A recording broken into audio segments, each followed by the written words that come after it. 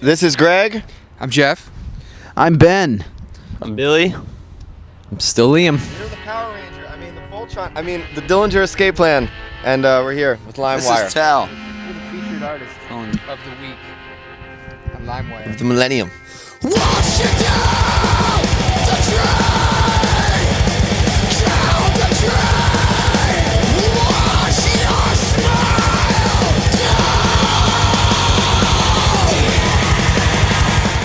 After being in a record deal for many, many years, that was creatively very stimulating. Relapse Records was our home for many, many years, and it was a great place as an artist to be, but it was also a traditional record deal, so there wasn't a lot of operational and freedom in that respect. So in moving forward, after we had fulfilled our contractual obligations with Relapse, we wanted to make sure that we didn't tie ourselves into some kind of long-lasting contract that wouldn't enable us to do new things and evolve with the industry and the business and try new things as new things were made available. And so the Party Smasher Incorporated is really just an umbrella name to tie everything that we do together. Whether Liam puts out a cookbook or we do side projects or just to release Dillinger stuff either on our own or with collaborating with other labels or businesses or other bands and doing things together. It's really just a way to tie it all together and make sense of it, even if we choose to do things in different ways and try new things along our journey. I mean, we had every combination of deal kind of on the table, like whether it was a Smasher, Shindig Basher, yeah.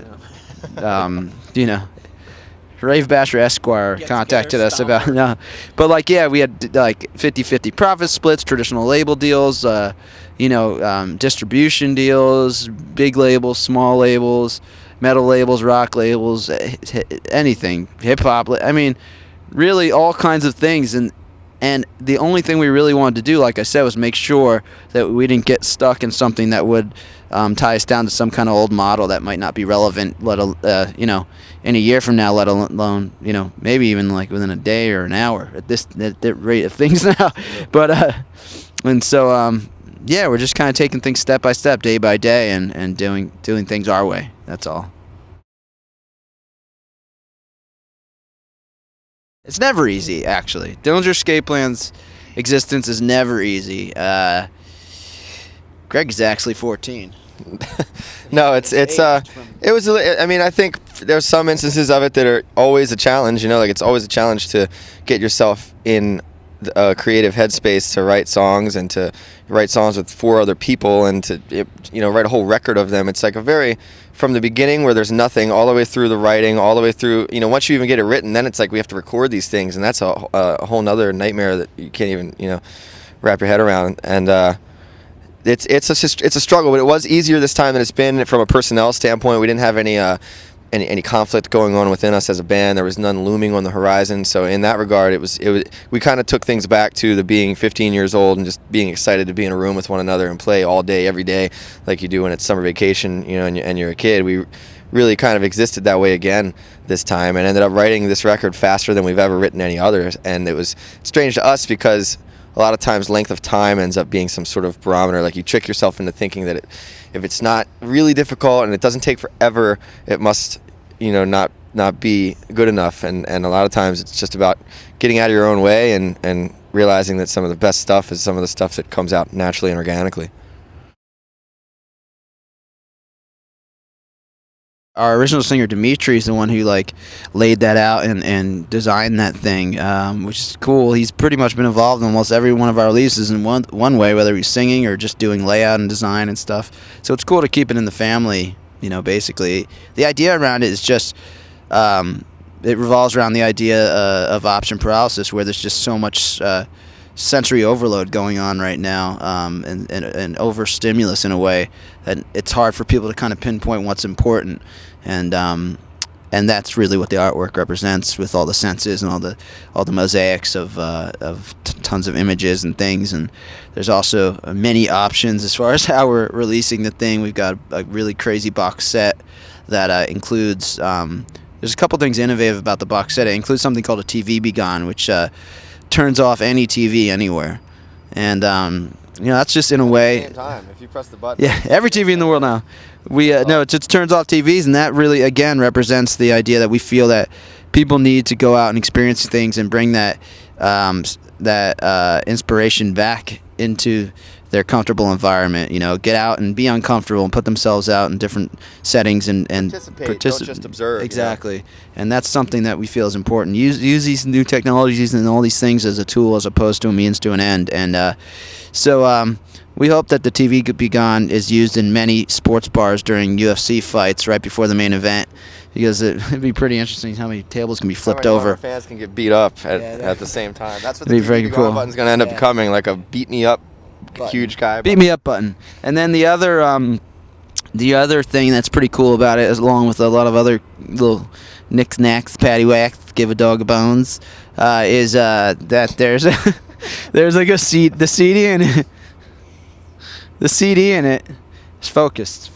The CD in it actually has a bonus track on it. It's only available through the box set, but you can only hear it by putting the CD itself on a record player. And so the bonus track is played as a vinyl, but it's actually on the compact disc itself. So there's cool things, and again, that symbolizes the idea that we can't ignore the physical aspect of music, even though it's important to embrace the future of the digital age as well. You think about a band having a guest spot, and you think it's going to be from like someone in your realm. Usually, last time we had Brent from Mastodon, and we had Dimitri on, and this time, we kind of knew that we wanted to step outside of our circle a little bit, and we were backstage at a Nine Inch Nails concert that we had been asked to guest perform on, and he had various people, he being Trent, that he wanted to come in and do the show. And Mike Garson is a guy who played on the Fragile, and he was on tour with David Bowie and played on multiple David Bowie records, and Trent met him when they Nails opened for Bowie. And before that, he was like in the New York City avant-garde jazz scene, so he just goes way back, and he's just had an incredible career. And we ended up talking backstage about our views on art and our attitudes about things like that, and we realized we had a lot in common, even though we were generations apart. And he was just like, hey, I just pulled up you guys on my iPhone and checked out some of your MP3s. This is really cool stuff. I want to be a part of it. And we were just like, okay, whatever. That's nice of you. But so we called him on it, and he came down to the studio, insisted that he not hear any of the songs ahead of time, because he's one of those guys that's so into improv that he believes that the artistic process is corrupt literally the second you start even thinking about it. So he's like, if I can't nail it in a couple takes, I'm not even going to do it. So he comes in, he after blowing our minds with all these stories about David Bowie and stuff, he sits down at a piano, gets a sound he likes, and he's like, let me hear the song, listens to the song, and then hits record and just improvs the whole thing, does it one more time, and then we just picked a couple parts from each one, and they were all insane. It was one of the most impressive displays of just not just technical proficiency, but someone really showing us that at that age you can. He cared more and was more excited about still pushing himself and being a part of something new and stimulating for him than most people that are 25, 24 years old we see nowadays do. And that was something that was really inspiring for us as we're starting to realize we want to do this forever, As we're getting to be senior citizens.